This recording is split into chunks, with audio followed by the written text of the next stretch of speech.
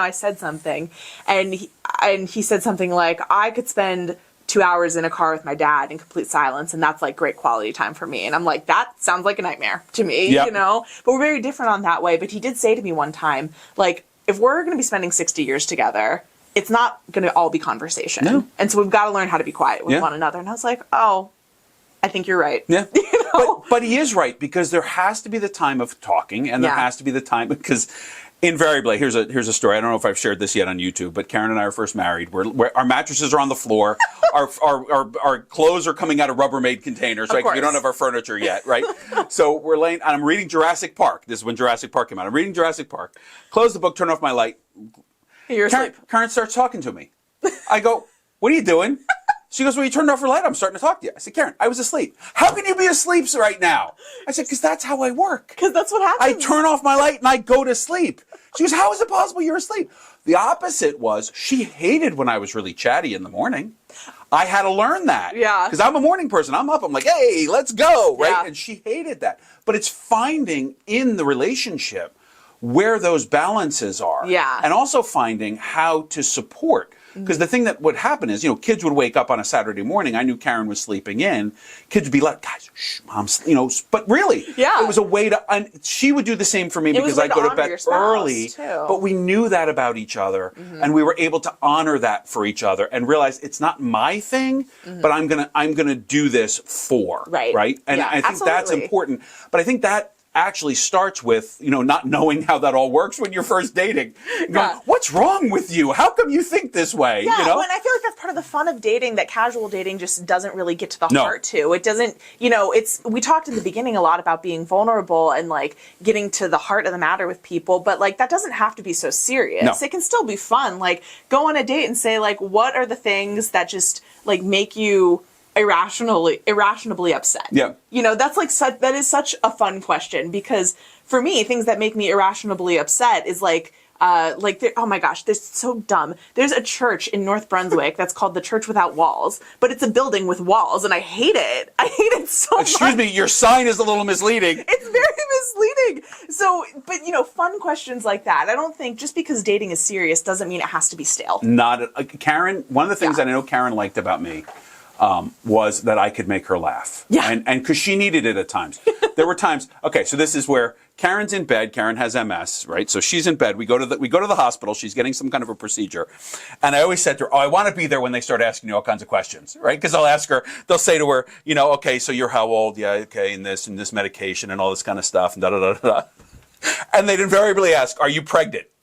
So Karen and I would laugh. We're like, well, if it's an immaculate conception, then I loved being a part of that because I was just screwing around the entire time. Yeah. She was laughing. A lot of times, sometimes the nurses were a little too serious, but we got the nurses laughing. But it took a situation where you were able to lighten up something, which otherwise, and it wasn't inappropriate, right?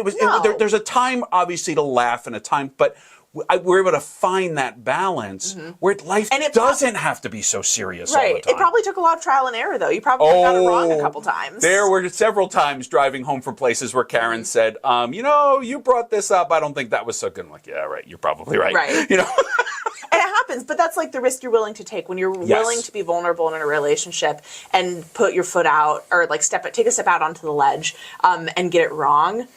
But also know that you're with somebody who's willing to stick around when you do get it wrong is so important and that's getting more known. Yes. Because this is who you are. You're going to take the shot. You know me. I take shots with jokes all the time. It doesn't mean they're going to stick. No. Doesn't mean they're all funny. But I take a shot. And there's times where I'm glad somebody will pull me aside and say, you may not have wanted to bring that up. Oh, well, I didn't know. I'm sorry. Yeah. Because to me, I find it just hysterical in the midst of stuff to, make jokes about things. But I think you're right. But I think you have to be able to do that. There has to be a vulnerability. Yeah. That has to start with not knowing what you're doing. Yeah. But you have to be willing to take the shot and say, I don't know what I'm doing.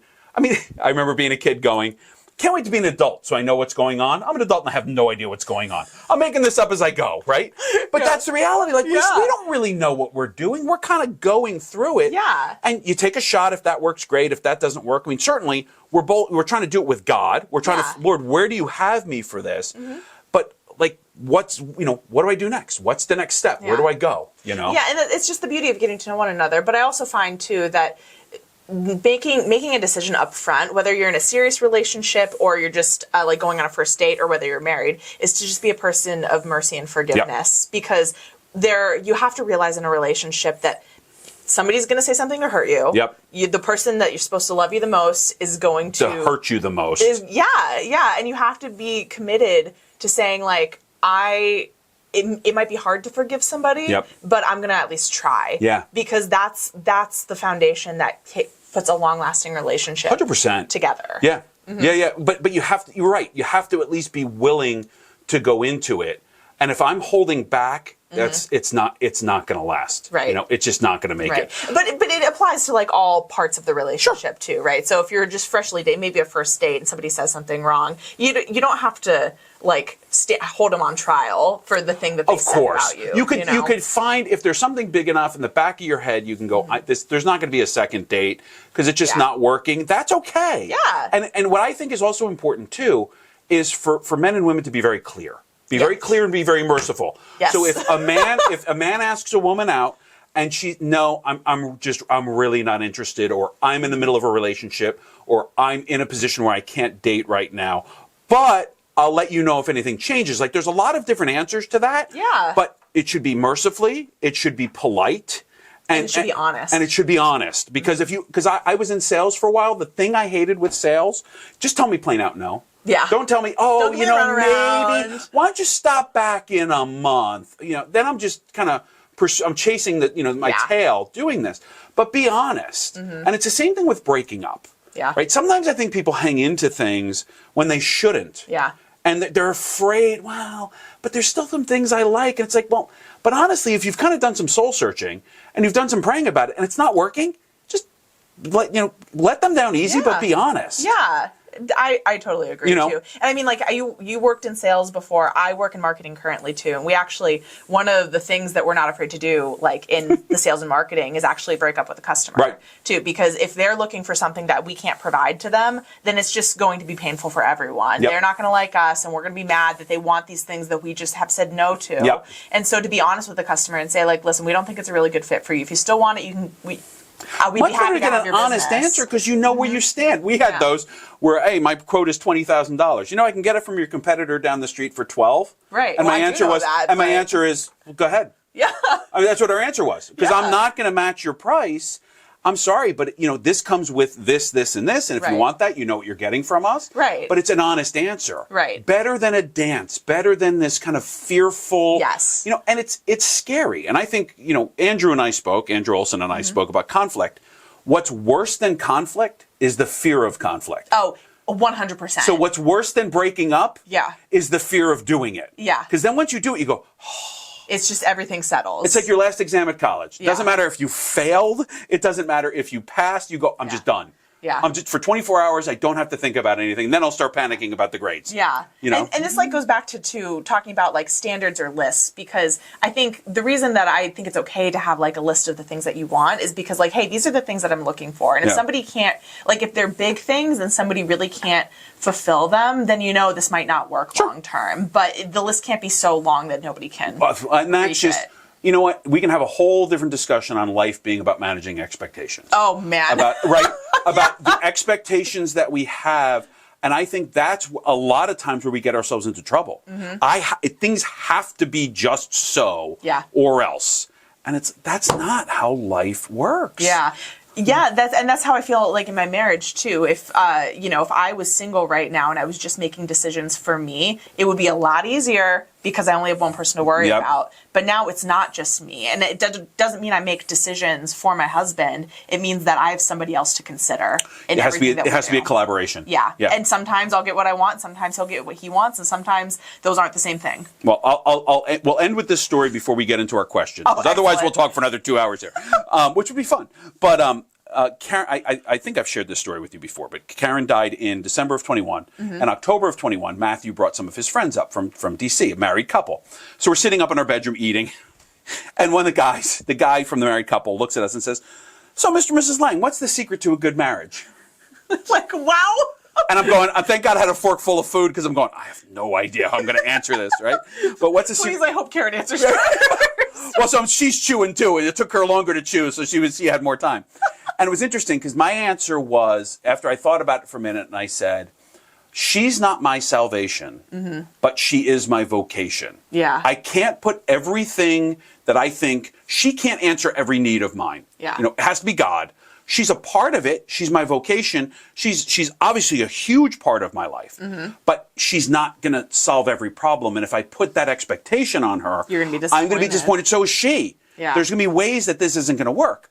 Her answer, I think, was even better because she had more time to think about it, was marriage was not about winning or losing. It was about unity. Yeah, absolutely. Because she liked to win. Yeah. If you ever played any games with her, she always wanted to win. And she even admitted, she said, yeah, there were times in arguments that she didn't win, but we were more unified. Yeah. And I mean, you've been doing this, a little bit less than Karen and I were but you start seeing that. Yeah. That, you stick to your guns a little bit because there's something you really, really want.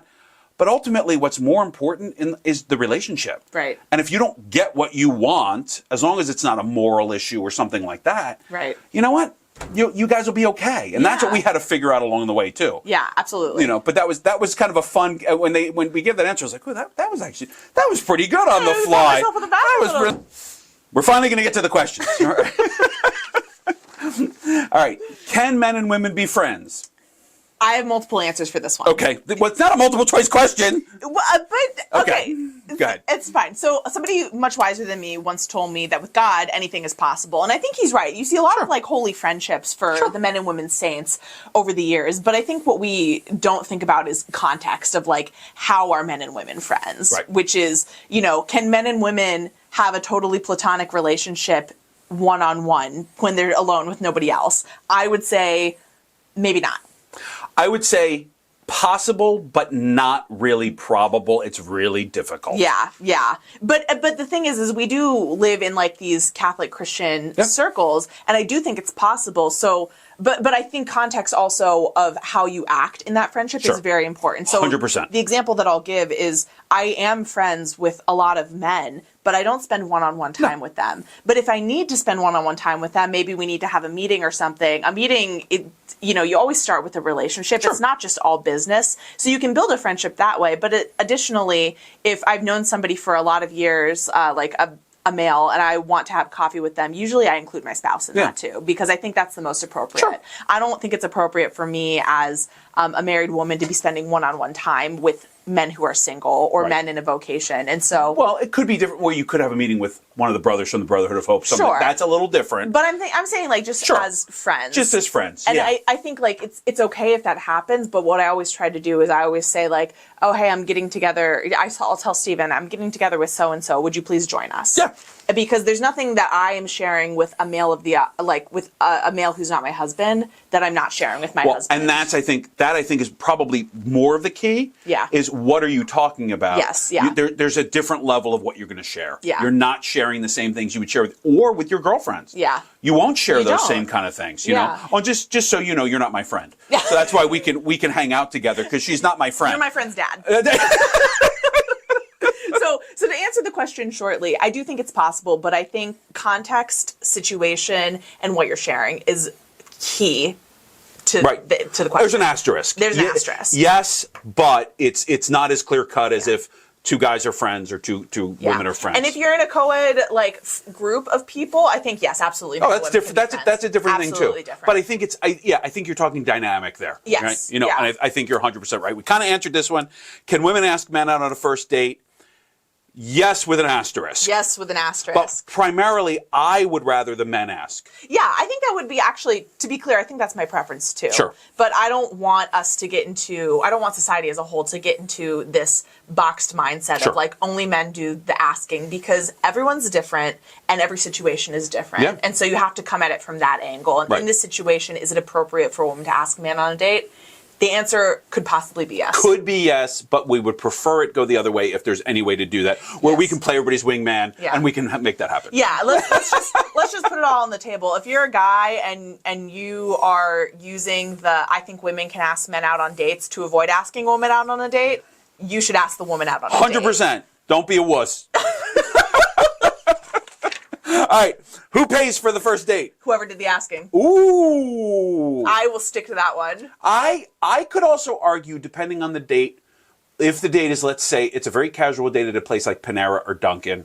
You could go Dutch. That you could go, you know, she picks up her coffee, he picks up his coffee. I don't have a problem with that. Yeah. Because I also think that's a very fair first date. I think so too. Something like that, because it's very safe. You come in your own vehicles. Yeah. You're able to just go for an hour. You're spending that time, and then it gives you the opportunity, do I really want to spend more time? Yeah. And it's very safe where you go, it's not really working, I gotta go. Yeah. You know? Yeah, and if you're a woman, it's okay to say at the end of the date, hey, why don't we go Dutch? I'll pay for my coffee. Because then if it's a date that's going south, you can kind of alleviate the guy from feeling like, I just spent my money on something that wasn't even worth anything. Right. And my thought, I mean, this is just mine, which ties to this a little bit.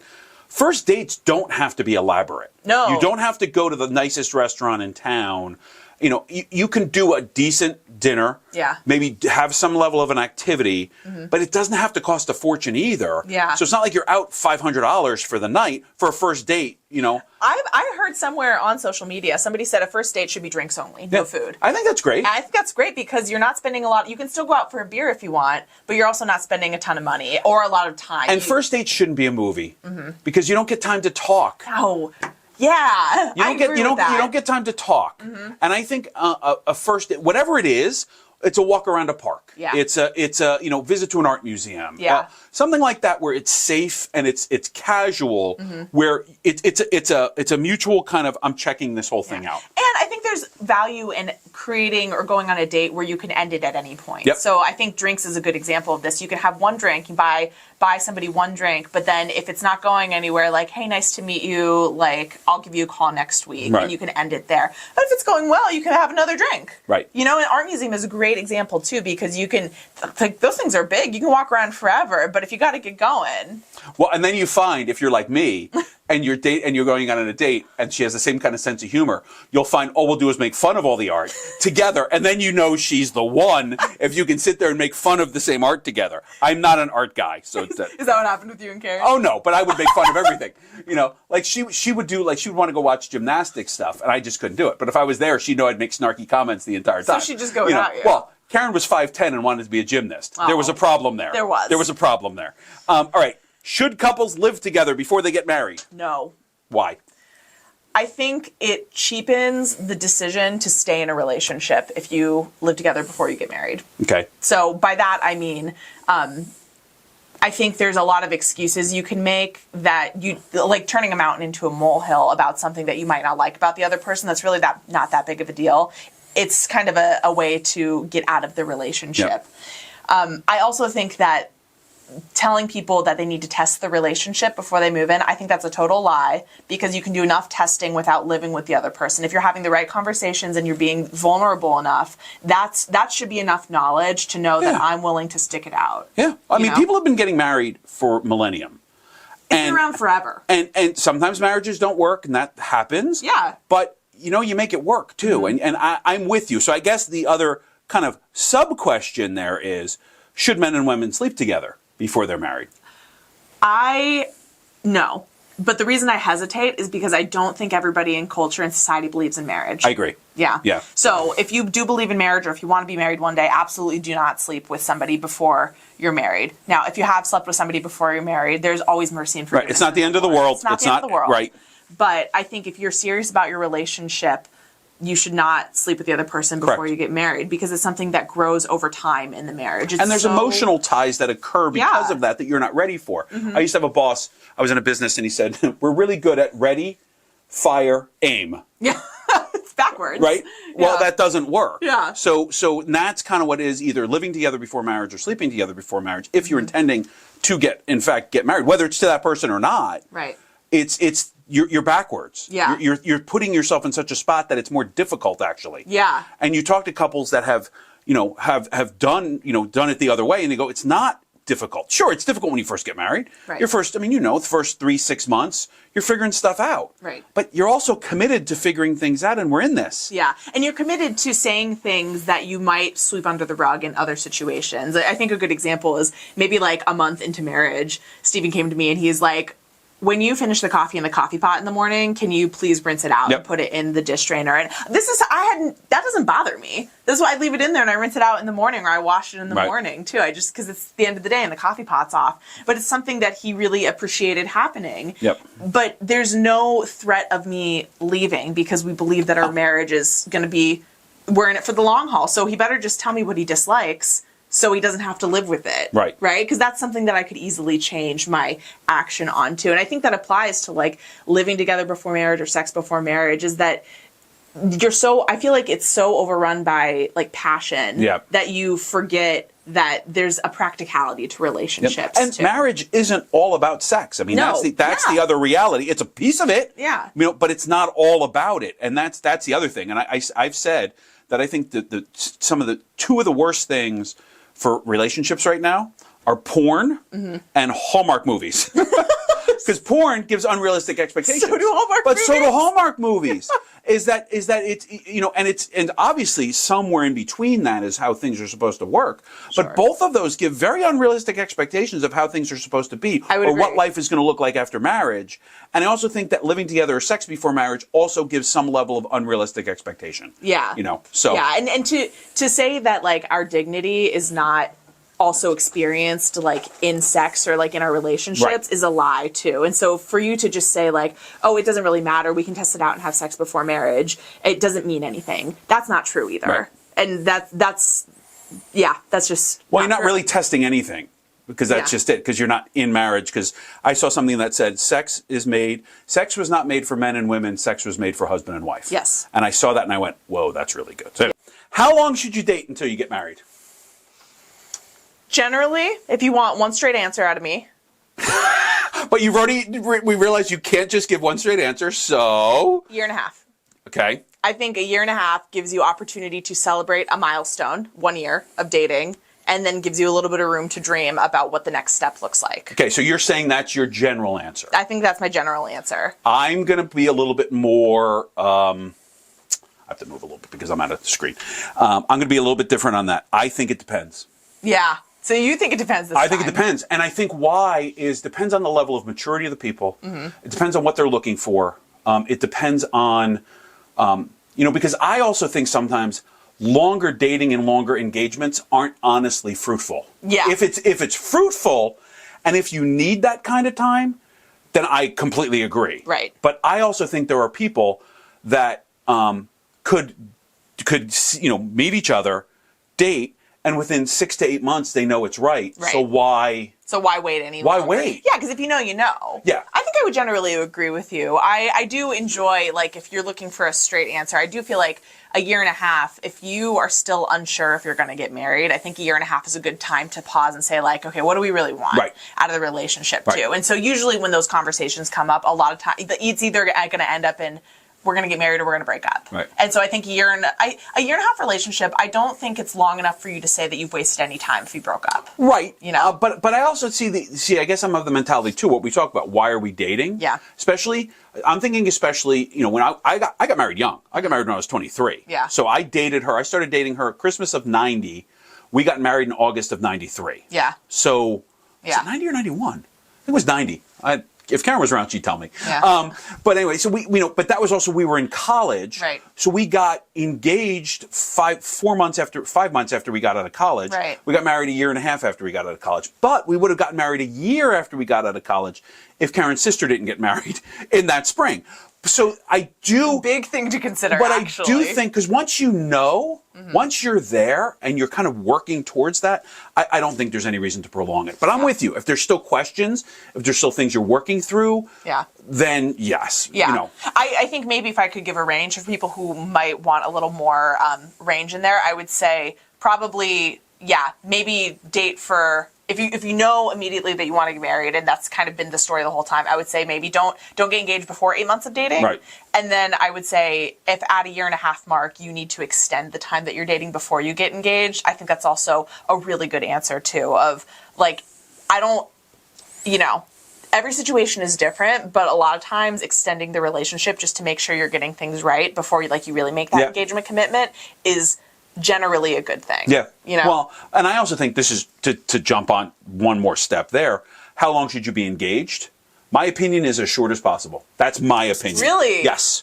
Because Karen and I got engaged in October. We would have gotten married in like April, but her sister got married in April. So we couldn't do that to her family and have a wedding back to back. We had to wait. We could have. We were nice. Well, we were nice. Laura, we were nice. We waited. So we could have gotten it done in 6 months because we hit a certain point where we're kind of in a holding pattern. Right. Like, we're not moving in together. We're waiting for that. Yeah, there's nothing else to do. We've got everything done. And if the time frame was shorter, we would have just gotten it done sooner. Yeah. And things would have moved faster. You know, even it was funny because Memorial Day weekend, so they got married, Karen's sister got married in April. On Memorial Day weekend, we drove out to Lancaster and got our bedroom furniture, which is the nice oak set we have. And we were there, it was late, we picked dishes, we did a whole bunch of stuff out in Lancaster. Yeah. And it was interesting because we said, gosh, if we were just married, we could get a hotel. It'd be so much easier. We were exhausted. Yeah. But it was like almost to that mentality of like, let's just do this already. Like, let's just get married already, you know? Yeah. But we waited, which we were right to do. But you hit a point and you're like, what are we waiting for? Yeah, I think engagement should be as close to a year as possible, because a year is plenty of time to get the right things sorted out for the wedding, because you're getting married, you're preparing for a marriage, not a wedding day. Right. And that's, a big thing that I think is lost in our culture today of like, well, wedding vendors, they're 24 to 36 months out. You can find another wedding vendor, and it's not going to be, maybe it won't be exactly what you want, but what you really should want is to be married. Well, and when Katie and I planned your wedding, right, we'll have this. I love planning We would weddings. do this for you guys. But the thing is, we don't have to do things the way that everybody else has done it. At your wedding, you guys did some different things, which I thought was fantastic. Right. I don't think you have to follow the same pattern, because to spend all that money for 6 hours of your life when you're preparing for a marriage, a 60-year encounter. I mean, the wedding should be great. I mean, for us, the mass is the most important. Absolutely. The rest should be a party. And not that I'm planning on getting married again, but if I was going to get married again, I would focus on the mass, make the mass beautiful, and I would have everybody get in their shorts and a t-shirt and come to my backyard and be a barbecue. That'd be so cool. Right? Because it's the celebration of that. Yeah. And I think you can do things so many different ways without following the wedding vendor thing. How much did your wedding cake cost? I think $40. Yeah. Which was a little cake with a bike on it. It was we just did a little cake because our venue had sheet cake that they gave to everybody. So we just got a ceremonial cake topper, but we didn't tell them it was for a wedding. We just said chocolate icing with gold on it. And a bike. And I ordered that separately. but the reason I say 12 months is because engagement is a dedicated time for preparation. Correct. And there's a time where you stop preparing and you're just ready to get married. And that's a good point. Mm-hmm. If there is preparation that needs to be done, that's a time to be able to. That's the time. You're 100% right on that. But again, I think it depends. Yeah, absolutely. But I'm also of the mindset that if you can do it, to get married as soon as possible. Yeah. With all taking into consideration all of those different things. All right, we're keeping moving on questions. Let's see. If someone asks you to go on a first date and there is no attraction, do you go? Speaking from the woman's side. Yes. Why? Because I think that there's a lot of nerves built up to asking somebody on a first date. Okay. And I think guys act differently when they ask you on the first date versus either when they're on their first or second date. I think they're just different, and because they're so nervous. And so I think you should give somebody, unless you feel like there's a real danger, I feel like you should give somebody the benefit of the doubt. It's 2 hours of your life, maybe less. Right. And I think it'll be okay. Well, and I think there's a difference here. If the guy comes face to face and says, "Would you like to go out on a date?" Mm-hmm. Your answer would, and you don't feel a lot of attraction, your answer is yes, mm-hmm. right? You go do it. If a guy texts you and says, "Would you like to go on a date?" What's your answer? No. Okay. Right? Yeah. Because there was no risk there. Yeah. The guy didn't show any real courage. Mm-hmm. So, that's where I think if he comes up face to face, I agree with you. Yeah. Unless there's some real reason that you're aware of, there's something going on, or that there's something and you just go, no, like I really just can't do this. If it's literally just not attracted, or you're not I don't think gelling. I don't think attraction is a good enough reason to say no. Right. Yeah. I mean, like for instance, I've said this. If Karen and I both weren't Catholic, we wouldn't have dated. Yeah. That was so important to me. Yeah. So if I liked a girl and she happened to be a different religion, I may not have even asked her out, because that was so important to me. And if I did, she may have said no if that was so important to her. Yeah, and so, this is like, don't hide behind your cell phone. And I will say there's different variations too. So and don't break up by cell phone either. Oh my gosh, do not do that to a lady. So Steven asked me on our first date. He did actually call me and ask me, but he was very clear on the phone when he asked me, because we started dating in October of 2020. And so COVID restrictions were here and there, right? And so he said on the phone, he called me and he said, I typically like to do this in person, but I don't actually know when the next time I'm going to see you in person is. So I thought I'd call and just get this. Shows courage. Thing. Yeah. He couldn't do it face to face, and he explained why. Yeah. And I thought that I felt very respected by that. Yeah. And now we're married, so. He did a good job. Did a great job. The other thing, and I'll say this, and just so we kind of say it, you just said it, you don't hide behind your cell phone. No, absolutely not. I think it's funny. I think what your generation and under can't handle is picking up the phone and having a conversation. Yeah, just do it. Just pick up the phone and call someone. Yeah, pick up the phone and call somebody. I mean, better to do this than it is to do anything by phone, but better by phone than by text or through direct message. I would agree. That's awful. Don't do. If difference is I'm running 15 minutes late. Yeah. Okay. Or like you texted on your way here. I'm on my way. Yeah. Great. Cool. But not a conversation. No. Pick up the phone. So get off your phones, people. Texting and all you millennials. All right, here's another one. If there's no chemistry on the first date, should you go on the second? Generally, I think. Wait, ask the question again. You wrote these questions. If there is no chemistry on the first date, should you go on the second? So you go on a first date.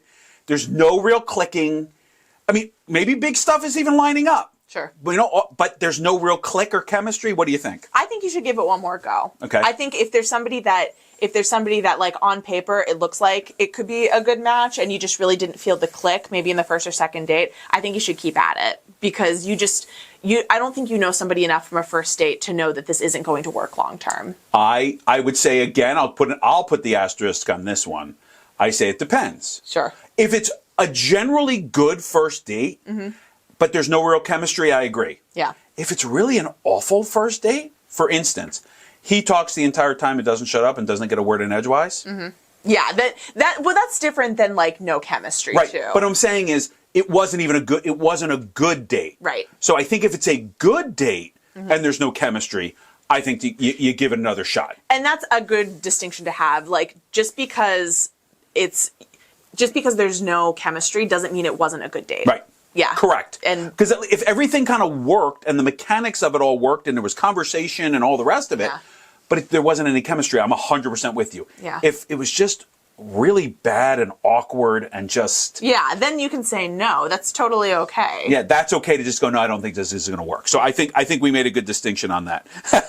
What are your thoughts on dating apps? I know what my thoughts are on dating apps, but I'm curious to hear what you're going to say about this one. I generally don't like dating apps, but I've seen a lot of friends have really good experiences on them. And I've seen a good number of friends like get married to people that they met on dating apps. But I do think that's the minority and not the majority. And so I think if you go into a dating app and you realize like this could work out and I'm going to give it a chance, but I wouldn't get my hopes up for a dating app. Absolutely not. If you're doing other things and you're on a dating app as kind of a side, I don't think it's that big of a deal. Yeah. I have two friends who actually got married because of dating apps. Really? Somebody had lunch with not that long ago said, yeah, we met on a dating app.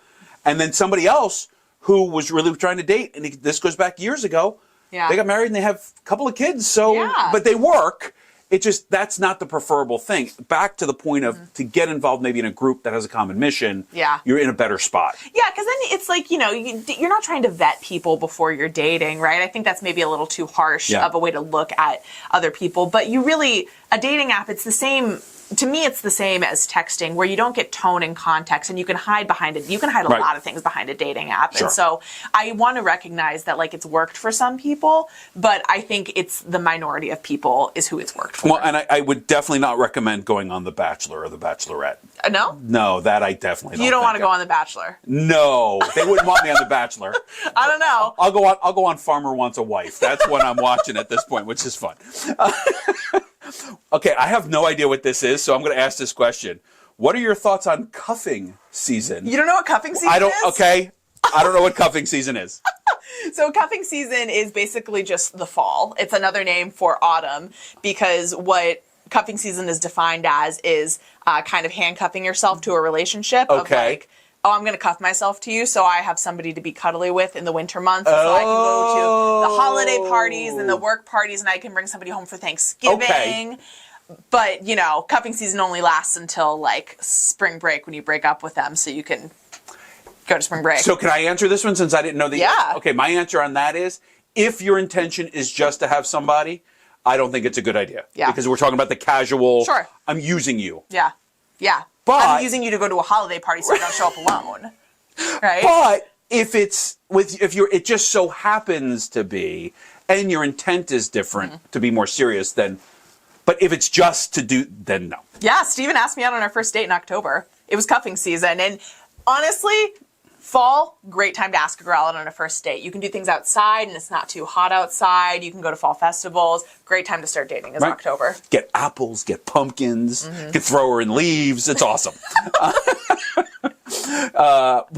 Bonfires, sweaters, all of that. All stuff. that. Right. But then if you're smart and it's not working out, break up before Christmas. You don't have to buy a Christmas present. You're not wrong. Or the other time, the best time to break up is the beginning of February, so you don't have to do the whole Valentine's Day thing. No, you don't have to worry about it. What do you and Steve? Do you and Steven like honor Valentine's Day or anything like that? The past 3 years, I don't think we had one Valentine's Day on actual Valentine's Day. But you do something? Yeah. Usually we celebrate, but it's just kind of like, we're not diehard Valentine's Day people. Karen and I couldn't care less about Valentine's Day. Yeah. Because everything was more expensive, too. We'd rather go do something on our own that's not tied to a day. Yeah. Like, we celebrated birthdays and anniversaries when it was convenient for us. Yeah. If the anniversary was on a Tuesday and it wasn't convenient for us to go out to dinner, well, we'll save it for Saturday. Right. It would be better to celebrate it well than, well, we must do it here. Yeah. And, like, some of that other crap, like, we did Mother's Day, Father's Day, birthdays, baptismal days, Christmas. Isn't that enough? Were the things that we celebrate. Yeah. We would, but Valentine's Day didn't matter. Some of this other garbage, like we just were like, Yeah, I like to celebrate it, but I think we're just not like, if it falls on an inconvenient day, it's just, we don't really lose sleep over Ash it. Wednesday this year? Ash Wednesday, the most penitential date ever. Well, we did it on Thursday. We went to Olive Garden for our Valentine's Day dinner. That's very romantic. We had a gift card. Because they treat you like family. Yeah, when you're here, your family. We had a gift card. Gift cards are great for, hey, that works for us. We went out for lots of gift cards. All right. Do you agree that you should pick your battles with your partner? What about your spouse when you're married? So I do generally, as a principle, think you should pick your battles. Okay. Because I'm of the opinion that not every battle needs to be fought immediately. Right. Because if there's something that's a really big deal, you should bring it up as soon as possible. But if you're just getting heated over something, I think if you wait a couple days to bring it up, like, I'll use the coffee pot example, right? If Steven was getting really mad at me for not rinsing out the coffee pot, he might have been really mad when he saw it, but if you waited a couple days to bring it up, he just might be a little more level-headed about Put it a little bit more in context. Yes. Yeah. So I think picking your battles, I wrote that with the intention of saying, like, it's not using it to avoid the big things. No. The big things need to be talked about, but I don't think every annoyance should come up immediately and be addressed on the spot. Right. If his socks don't make it in the hamper, Right. it might just be easier to either leave them next to the hamper Right. or just pick them up and Right. not worry so much about it. Yeah. But if there's a bigger decision that has to be made or there's some issue that comes up, Yeah. you should bring those up. Yeah, but if the socks that really bother you on the floor and they're not in the hamper, I think there's a way that you can, bring it up at the right time and say, like, hey, this really, like, bothers me. Yeah, that could you do just take this. care of it? Yeah. Yeah. As opposed to it being a big battle. Yes. Right. Yeah. Although Karen and I had the 3-hour battles that started with things like that. You start with the little thing, but you find out it's not about that. Yeah. It's about all these other things. And Yeah. the other thing, I think I've shared this story with you, is Karen didn't like confrontation. Yeah.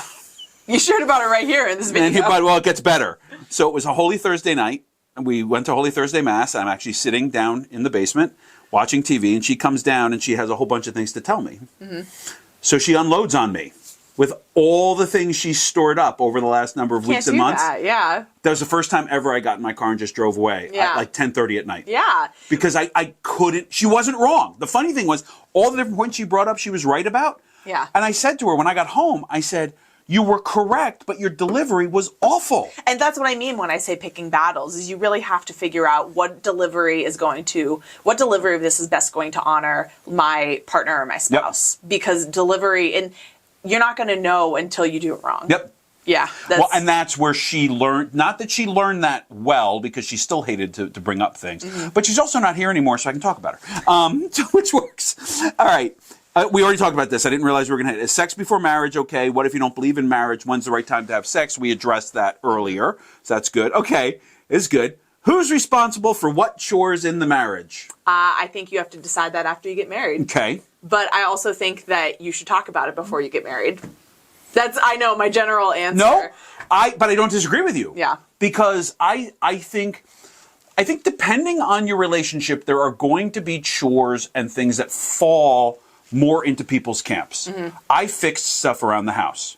Karen did more cooking, cleaning, laundry, things like that. Yeah. She was home though, and she would do those kind of food shopping and all of that kind of thing. Yeah. If you're both working, you have to delineate the chores somehow. But I don't think you should be so set in a mindset of my husband does this or my wife does that, because that, I feel like that just leads to resentment. Yeah. And I think there are certain things, like, I think it's also really helpful to know, like, what is a shared chore versus what is an owned chore. Right. So something like taking out the trash, like, we haven't said that me or Steven takes out the trash, but he just generally does it. And I might do the dishes more, or I might, like, unload. He actually unloads the dishwasher more than I do. But, you know, we have chores that we have said, like, well, it's not either of us. We're just both going to do it when we see it. Well, like, I would take care of the lawn. Karen never cut the lawn. Yeah. But that made sense, right? And what gets even more interesting is when there are children involved. Yeah.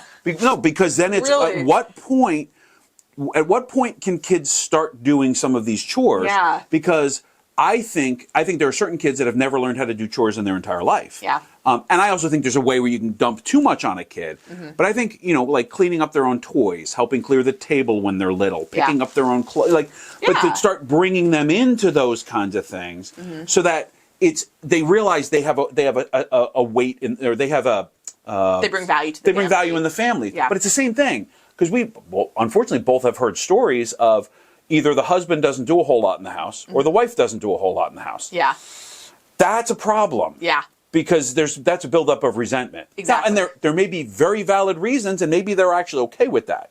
But that's, again, a case by case. But I agree, have a discussion on it, figure it out. Yeah. There may be chores, like Karen and I worked on finances together. Mm-hmm. That was a chore we both did together. Sure. Because she had one perspective, I had another perspective, and we fought about that until we died, until she died. So Are you dead? I'm not dead, as far as I know. But yeah, I agree.